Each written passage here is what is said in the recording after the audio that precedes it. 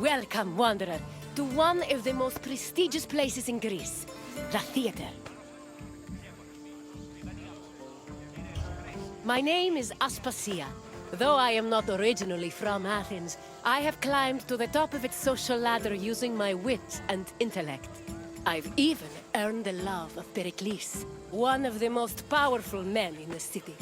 The mind truly is a beautiful thing. I'd tell you, but I think it's best to let the actors speak for themselves. The theater was where audiences gathered to watch plays. They were the highest form of art in Greece, and people saw theater as a symbol of complete harmony between the mortal world and the divine. When you're done taking in the sights and sounds, come see me, and we'll talk more. Until then, wanderer.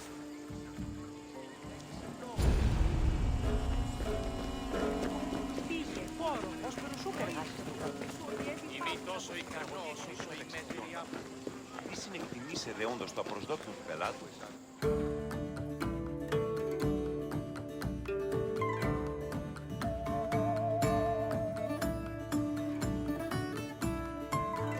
Theater is not just part of geek culture, but was a major part of Greek culture. In Athens, comedies and dramas originated from the dancing and singing performed by members of the cult of Dionysus. Between 536 and 533 BCE, theater's burgeoning importance in Athens was demonstrated when the responsibility of organizing tragedies was entrusted to the Archon, the highest-ranking magistrate in the city. From then on, theater grew rapidly in popularity, and soon, a permanent space for performing and watching plays was built on the slope of the Acropolis. During the 5th century BCE, theater became intertwined with Athens' democracy. It often functioned as an echo chamber for political ideas, and in some cases, it could even influence public opinion. As a result, in the 4th century BCE, Plato coined the term theatrocracy to describe his city's politics.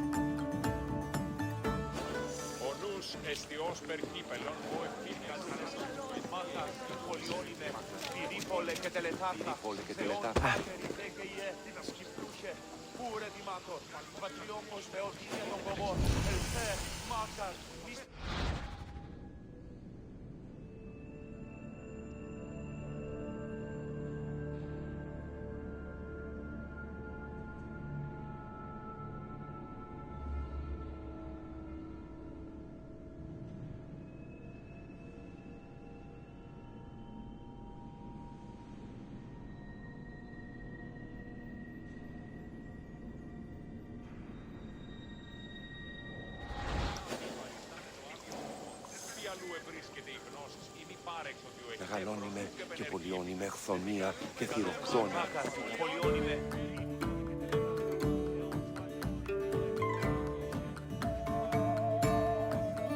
Theatrical competitions were held in the sanctuary of Dionysus Eleutherios, god of wine and patron of drama. Dionysus was the son of Zeus and a mortal woman named Semele. Stories say that Zeus, who had fallen in love with Semele, appeared to her holding a lightning bolt in his hand. Semele was tragically struck dead by the lightning, but Zeus managed to save her unborn child, keeping the embryo in his thigh until it fully gestated. This is why the name Dionysus is sometimes thought to mean born twice. In Athens, theater was a part of the cult of Dionysus, and stage productions in the god's honor were held during festivals like the Linnaea and the Great Dionysia.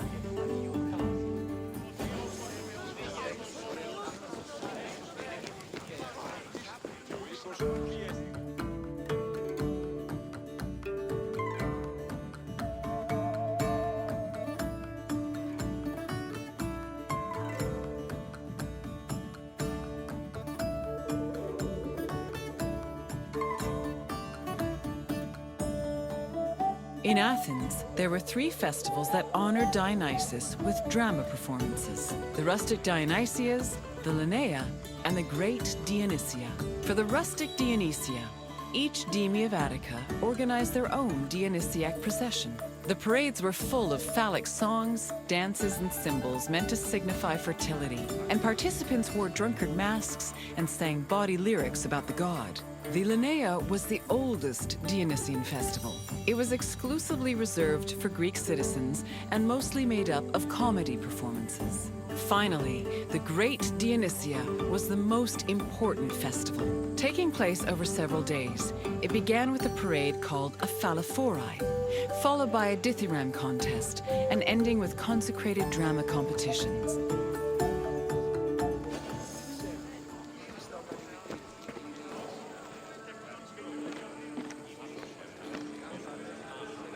The Great Dionysia was supervised by the head magistrate known as the Archon, who was assisted by 12 other magistrates. Among his duties, the Archon picked choregoi, rich Athenian citizens responsible for providing the budget for rehearsals and performances. 2 days before the Dionysia, a ceremony called the proagon took place where playwrights introduced their work. The Dionysia finally began in earnest with a procession to the god's temple, followed by sacrifices and a symposium. The next 2 days centered on dithyramb contests, while the final 4 days were dedicated to drama competitions. The contests' outcomes were decided by 10 judges who were appointed at random by the Archon. The judges placed their votes in an urn, and 5 of the votes were randomly picked to determine the winner.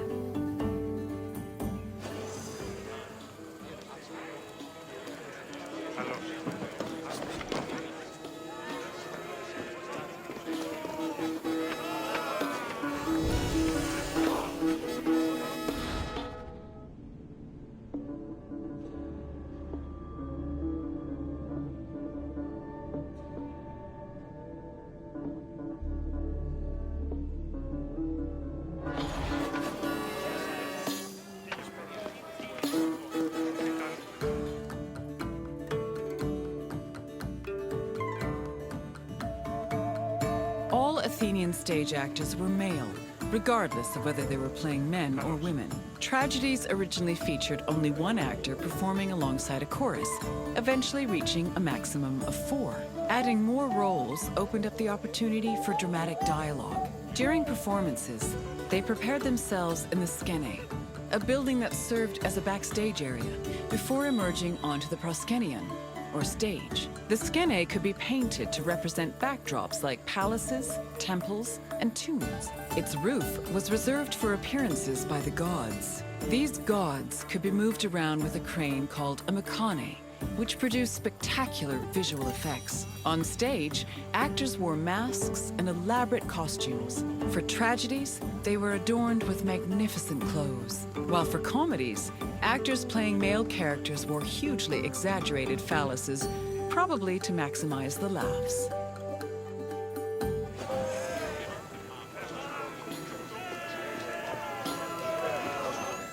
The centerpiece of the theater was the orchestra, or dancing place. It was a large, circular area that hosted choral performances, religious rites, and, presumably, acting. Choruses were composed of men wearing masks and costumes. Any Athenian citizen could be choritai, as long as they were selected by the chorus director. Chorus members also served as the equivalent of a curtain, as their entrance and exit marked the beginning and end of the play. New costumes and masks were produced for the chorus for every new play, and they were often just as impressive and elaborate as the performances. For example, Aristophanes' comedies feature the chorus dressing as wasps, frogs, birds, clouds, and islands.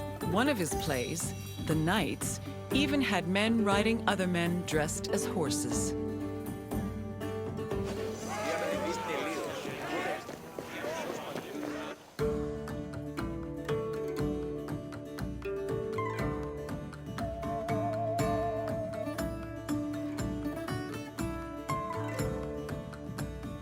Athens' Theatron, or performance space, could seat up to 17,000 people, nearly a tenth of the population of Attica.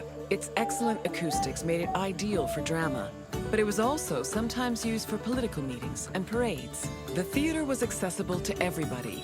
This did not mean that seating was free, though. The first rows were normally where priests and public officials sat, while the central part of the auditorium was reserved for ambassadors and guests of honor. There is also evidence that men and women sat separately. In general, theater audiences were emotional and noisy. During performances, they would shout, curse, and throw things depending on their mood, and their reactions were just as much a part of the experience as the acting.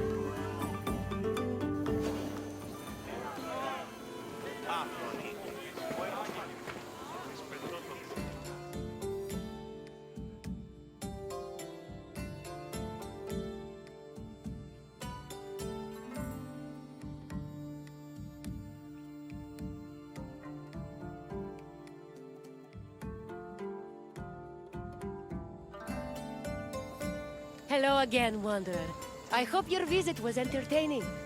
Though all art forms were important in Greek culture, none had the same prestige as theater, which provided a unique experience with every performance.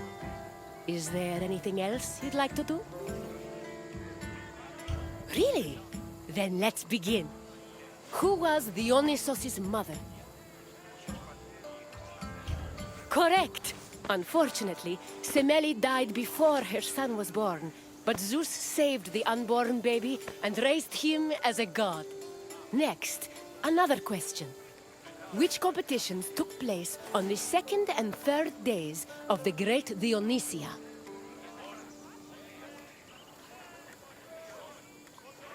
No, the drama contests were reserved for the final 4 days of the festival.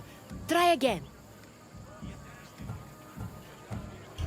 Yes, the Thyrambvi were hymns dedicated to Dionysos, and the Thyrambos contests were held on the second and third days of the festival.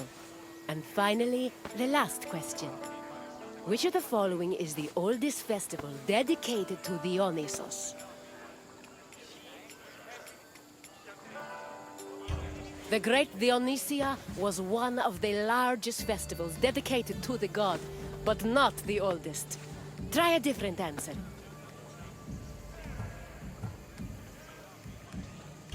The rustic Dionysia was not the oldest Dionysiac festival. Keep trying. You are correct. The Linnea was the oldest Dionysiac festival. Congratulations, Wanderer. You're a very studious theater goer. I appreciate your enthusiasm, Wanderer. Come with me.